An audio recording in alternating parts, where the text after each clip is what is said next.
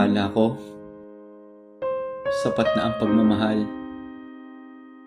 Akala ko, pagbuo na tayo, wala nang puwang masira. Pero darating pala yung mga araw na kahit gaano mo kamahal ang isang bagay, mapapagod ka rin. Yung tipong, ang saya-saya nyo kahapon, pero ngayon, dumilim ang paligid.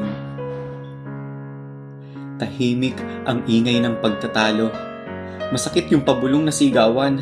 Nakakabingi iyong katahimikan na sa likod pala, mas maraming ingay. Parang sa isang iglap, hindi mo na alam kung anong nangyari. Parang wala kang pinanghawakan. Parang nawala lahat ng pinagsamahan. At ngayon, di pa rin alam kung ba't tayo nandito. Pwede bang itigil muna ang pag-ikot ng mundo? Nagkatinginan kami. Pero hindi na tulad ng dati. May tampo, may galit, may tanong. Anong nangyari dito? Sino sa atin ang nagbago? At ako? Ako si Gap. Narito lang. Tahimik. Nanonood habang unti-unting nawawala ang dati kong tahanan. Sino nga bang nagbago? Ako ba? Sila ba? O talagang bahagi ito ng paglago? Madaming sinubok. May mga napagod. May mga tumahimik at tuluyang naglaho. Pero may ilan din na kahit nasaktan, nanatili. Na kahit nagkamali, humingi ng tawad. Na kahit gustong sumuko, piniling manatili. Ligaya! Gagawin ko ang lahat para lang sa'yo. Di kailanman ipagkakait ang hinahanap mo. Pagpili ito.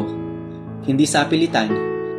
Hindi mo kasi mapipilit ang isang taong manatili kung hindi na siya naniniwala. Ngunit, hindi mo din matitibag ang paninindigan ng taong malalim ang ugat na tinutungtungan.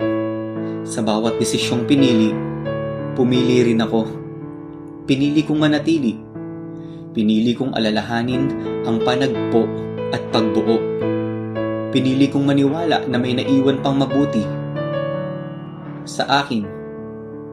Sa kwentong pinanghawakan ko. At alam nyo, kahit masakit, hindi ko binura ang nakaraan. Kahit yung mga umalis, kahit hindi na kami nagkikita ngayon,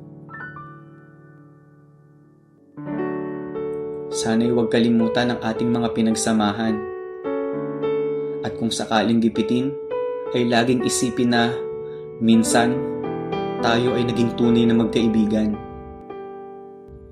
Yung minsan, hindi yun maliit na salita. Minsan tayong sabay tumawa, minsan tayong sabay lumaban, minsan tayong naging pamilya. At sa mga nanatili, mas pinagtibay kami.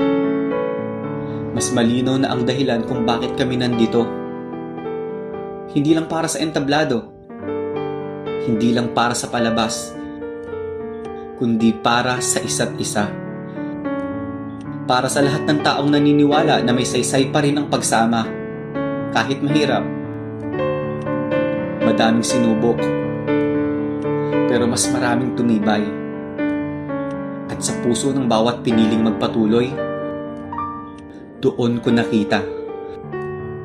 Ang totoong halaga ng samahan ay hindi sinusukat sa tagal, kundi sa lalim ng paninindigan. Ito ang pagpili. Ang pinakamahirap pero pinakamahalagang bahagi ng kwento. Hindi man naging madali, pero palaging handang tumindig para sa isa't isa. Dahil sino si Gap kung wala ang barkada?